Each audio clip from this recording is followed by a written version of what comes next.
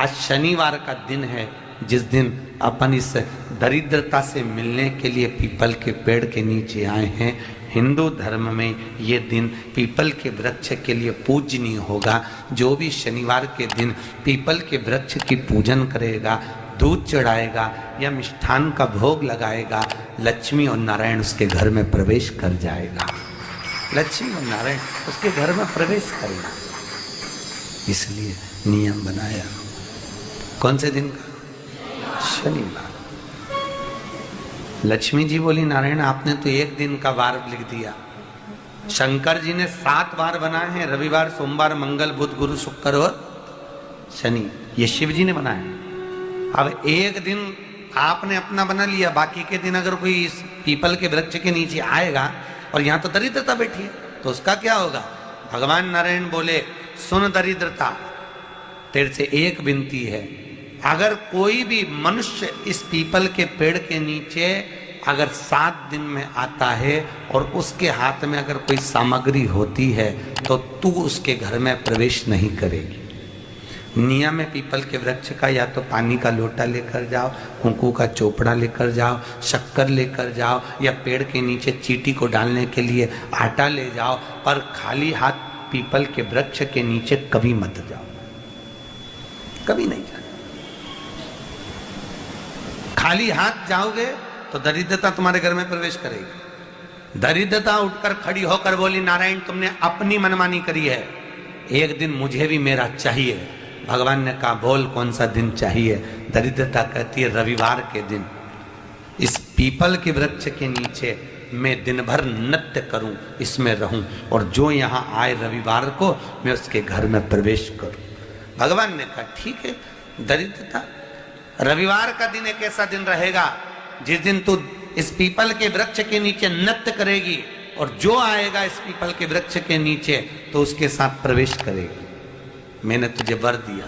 इसलिए हमारे यहाँ केवल पीपल का वृक्ष अगर दीवार में भी लग जाता है ना, किसी की फैक्ट्री की दीवार में, किसी के घर की दीवार में पीपल का वृक्ष अगर लग जाता है, पीपल का पौधा लग जाता है, उसको कितना भी तोड़ लो वो वापस लग जाएगा। फिर तोड़ोगे फिर लग जाएगा। अगर पीपल के पौधे को तोड़ना है तो केवल रविवार का दिन एक नींबू, एक मिर्ची और बमूल का कांटा, ये 3 चीजें रखने के बाद में आधे घंटे बाद रविवार के दिन पीपल के पेड़ को उखाड़ कर फेंक दो। दूसरी बार कभी पीपल दीवार में लगता ही नहीं, कभी नहीं लग सकता। केवल एक रविवार का, केवल एक संडे, इतवार का। घर में दीवारों पर अगर पीपल लग भी गया है, इसलिए पीपल के वृक्ष को उखाड़ने का, अगर घर में पीपल लगा हुआ है या पीपल का पौधा हमारे घर में लग गया, उसको उतारना, निकालना, लगाना, तो पीपल के वृक्ष को अगर निकाला जाता है तो रविवार के दिन, और अगर पीपल के वृक्ष को कहीं लगाया जाता है तो सोमवार के दिन या मंगलवार के दिन, बुधवार के दिन, इन दिनों में लगा सकते पीपल के वृक्ष कहीं लगाना। शनिवार का दिन एक ऐसा दिन होता है जिस दिन पीपल के वृक्ष को कहीं जाकर लगाया नहीं जाता, क्योंकि शनिवार के दिन पीपल के वृक्ष के नीचे लक्ष्मी रहती है। हम अपने हाथों से अगर पीपल का वृक्ष किसी दूसरी जगह पर शनिवार को रोपित करते हैं तो हमारे घर की लक्ष्मी अपने घर से छिन्न होकर चली जाती है। इसलिए शनिवार के दिन पीपल लगाया नहीं जाता, किसी के घर जाकर उसको वापस पलटा नहीं जाता। लग गया उसको डर। प्रभु मेरी धर्म पत्नी को कहाँ रखूं आप बताओ? वो तो जहाँ यज्ञ होता है, अनुष्ठान होता है, दान होता है, पुण्य होता है, सत्कर्म होता है, वहां जाने को तैयार नहीं। अब करूं क्या? भगवान ने बोला, एक काम करो। दुर्वासा जी बोले, जिसके यहाँ रात्रि में बर्तन झूठे पड़े रहते हो, उसके घर में इस दरिद्रता को लेकर तुम प्रवेश कर जाना। जिसके यहाँ रात्रि में बर्तन झूठे पड़े हो, वहां लेकर प्रवेश कर जाओ। दूसरी जगह दुर्वासा जी बोले, जो स्त्री घर में दोपहर के समय पर सो रही हो, उसके घर में इसको लेकर प्रवेश कर जाएगी। जो स्त्री दोपहर के समय में घर पर सो रही हो, इस दरिद्रता को लेकर प्रवेश कर जाइए। तीसरा, जिसके यहाँ पर दरवाजे पर कांटे वाले पौधे लगे हों, उस घर में इस दरिद्रता को लेकर प्रवेश कर जाइए। दरिद्रता, कितनी सुंदर बात कही है। दाता और विधाता, कौन कौन? दाता और विधाता। लक्ष्मी और दरिद्रता के सगे भाई हैं। कौन कौन?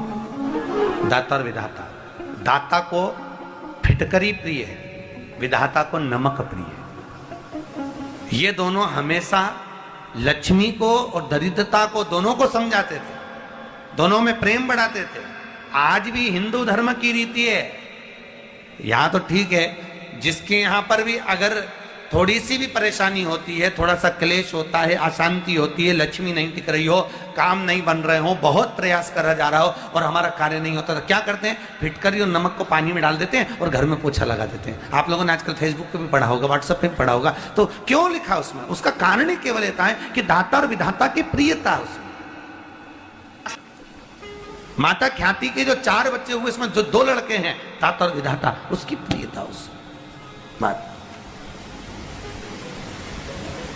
उसकी पूर्णता उसमें। अब दुर्वासा जी बोले अपनी धर्म पत्नी को वहां लेकर, जहां कांटेदार पौधे लगे हों वहां पर लेकर प्रवेश कर जाइए। कांटेदार पौधों में उस दरिद्रता का निवास हो गया। कितना विचित्र कथा यहां वर्णन करी है। श्रीमद् भागवत के अंतर्गत जो वर्णन किया कि मृत्यु निश्चित है, रोग ऐसा शनि महाराज के कारण हो गया हो, अच्छे काम करते करते उल्टे हो रहे हैं, होते हैं किसी किसी के साथ में, विपरीत परिस्थितियां आ जाती है।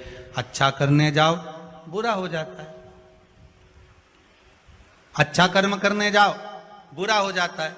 तो पीपल के वृक्ष की जो छाल होती है, छाल देखिए, पीपल के वृक्ष में जो छाल लगी होती है, उस छाल को घिसकर चंदन बनाकर भगवान शंकर का स्नान कराकर, अभिषेक कराकर, पूजन कराने के बाद में पिपलेश्वर महादेव का नाम लेकर, कौन से महादेव?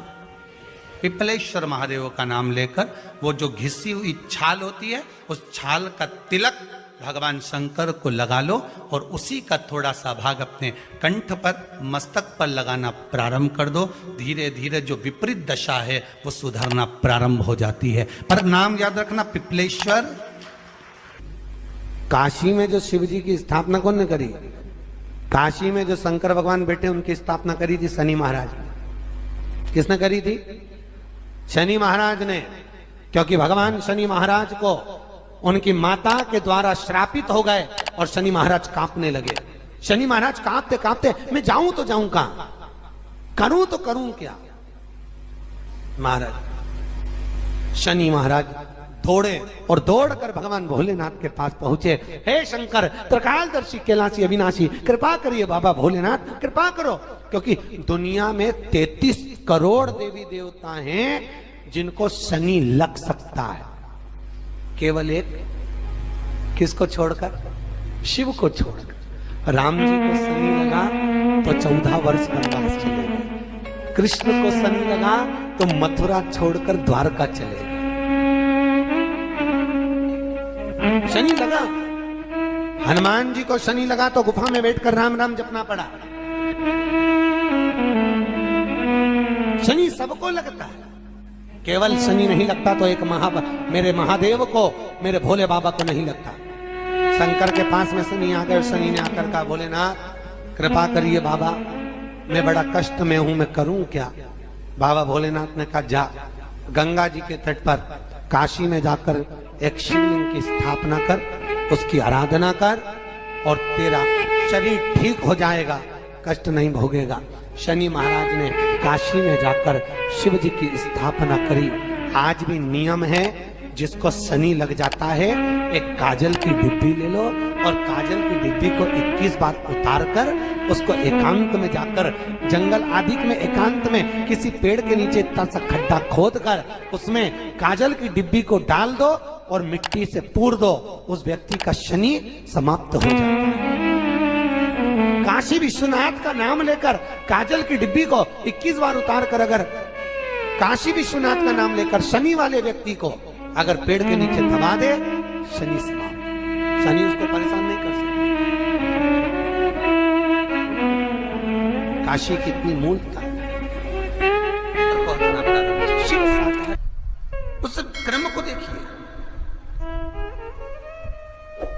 भगवान शंकर पर विश्वास रखकर एक एक पल, एक एक घड़ी, एक एक समय, एक एक नक्षत्र का शिव महापुराण में वर्णन है। यहां तक शास्त्र कहता है कि पीपल के वृक्ष की जब भगवान शिव रचना करे, पीपल के वृक्ष की जब रचना करी गई तो उस पीपल के वृक्ष में भी कौन सा समय किसका है, ये शिव महापुराण वर्णन करती है। सुबह 4 बजे से लेकर 7:30 बजे तक पीपल के वृक्ष में ब्रह्मा जी का वासा होता है। 7:30 बजे से लेकर 10:30 पौने 11 बजे तक पीपल के वृक्ष में भगवान विष्णु का वासा होता है। 10:30 बजे से लेकर पीपल के वृक्ष में 11:30 बजे तक पितरों का वासा होता है।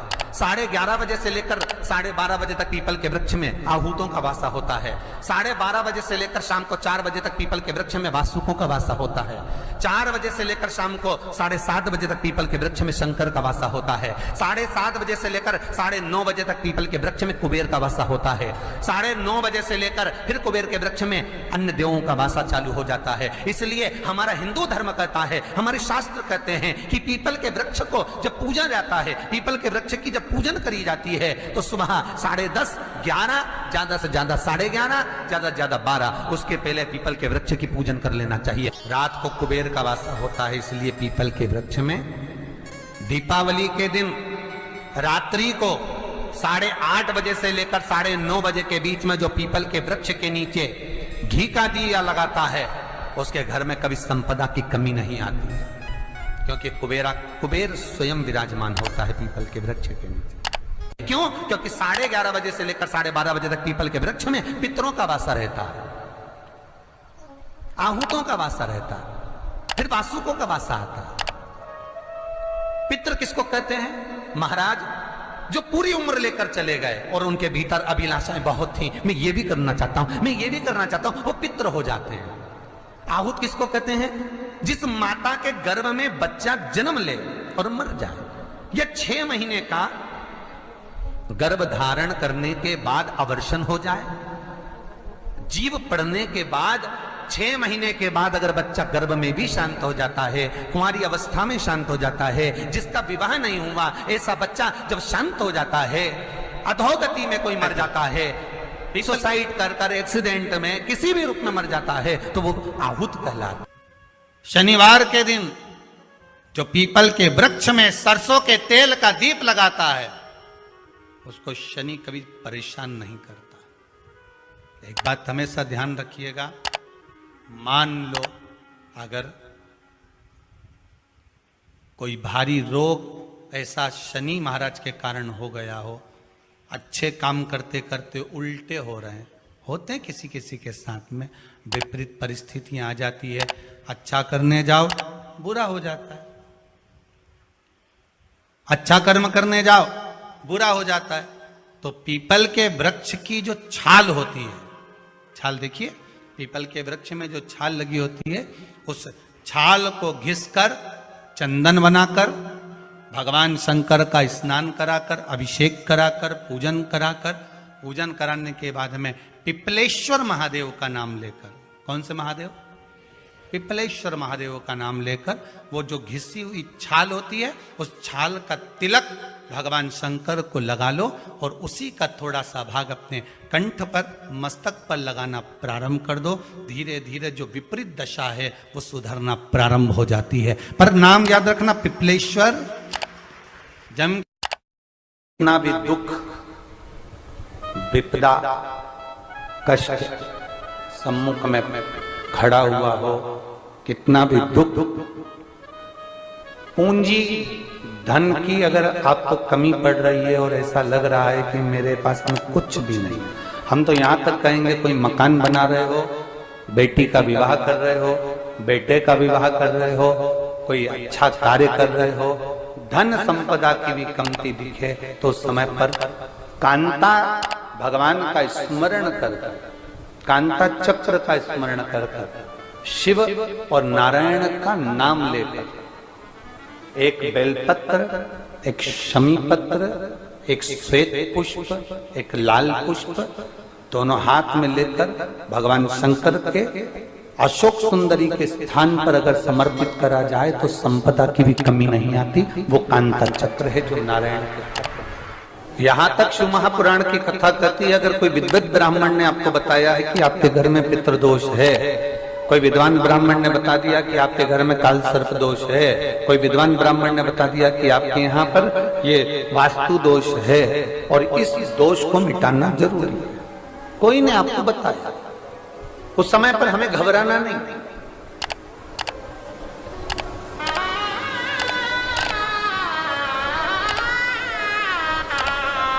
उस समय में घबराने का क्रम नहीं है। कहते हैं पीपल का जो जल झड़ता है पीपल के वृक्ष से, आप लोगों ने कभी देखा है कि नहीं देखा, वो हमको नहीं मालूम।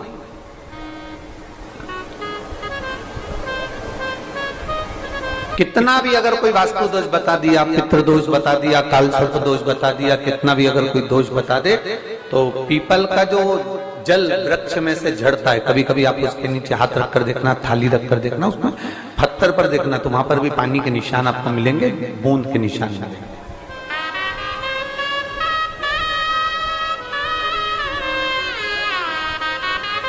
मात्र उस पीपल के वृक्ष के जल की एक बिंदी, एकमात्र बिंदी, शंकर भगवान का जो शिवलिंग है, जलाधारी है, चरण है, गणेश कार्तिकेय का स्थान है, अशोक सुंदरी का स्थान है, और प्रत्येक जलाधारी में से पानी बीच में से आकर नीचे की ओर गिरता है, नीचे की ओर गिरता है।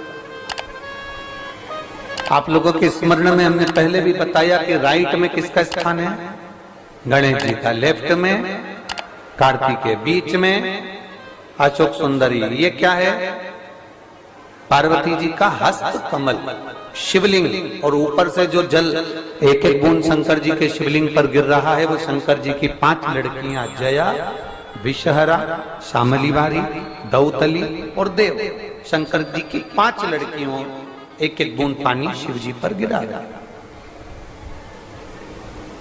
जहां जल नीचे गिरता है उस स्थान से जहां तक जल बहकर जा रहा है, उस स्थान तक 33 कोटि देवताओं का स्थान, 33 कोटि देवताओं का स्थान। अब जहां पानी आया, जहां नीचे गिरा, उसके बीच में जो स्थान होता है, आप लोगों ने देखा है कि नहीं देखा? जिनने देखा है जरा हाथ उठाओ। ये पानी जैसे यहां तक आया और यहां के बाद नीचे गिरेगा, तब वो नाली के माध्यम से बाहर जाएगा। तो जितनी दूर यहां से वो नीचे की ओर जो गिर रहा है, यहां से वो नीचे की ओर जो पानी जा रहा है, ये जो स्थान होता है, ये हमारे 3 दोषों को निवारण तुरंत कर देता है। एक हमारा पितृदोष, एक हमारा काल सर्प दोष, और एक हमारा वास्तु दोष का निवारण ये तुरंत करता है। और ये तो हमने केवल आपको शिव महापुराण के माध्यम से बताया कि ये 3 दोष का निवारण कर देता है, पर यदि कभी आप ध्यान से लिंग पुराण को पढ़ेंगे, आप यदि लिंग पुराण को पढ़ेंगे और गीता प्रेस गोरखपुर की लिंग पुराण को लाकर यदि आप पढ़ते हैं, या गीता प्रेस गोरखपुर की शिव अंक को भी आप अगर पढ़ेंगे, उसका नंबर हमारे स्मरण में नहीं आ रहा है, शिव अंक को भी अगर आप पढ़ेंगे तो उसमें भी आपको वर्णन मिलेगा कि हम तो केवल 3 दोष का बता रहे हैं, पर हमारे शास्त्र तो यहाँ पर और भी दोषों का वर्णन कर रहे हैं। जैसे किसी ने बता दिया आपको शनि का दोष है, किसी ने बता दिया मंगल का दोष है, किसी ने बता दिया आपको केतु का दोष है, किसी ने बता दिया आपको राहु का दोष है, किसी ने आपको कह दिया कि बृहस्पति का दोष है, किसी ने कह दिया आपको ये वाला दोष है। दुनिया के जितने दोष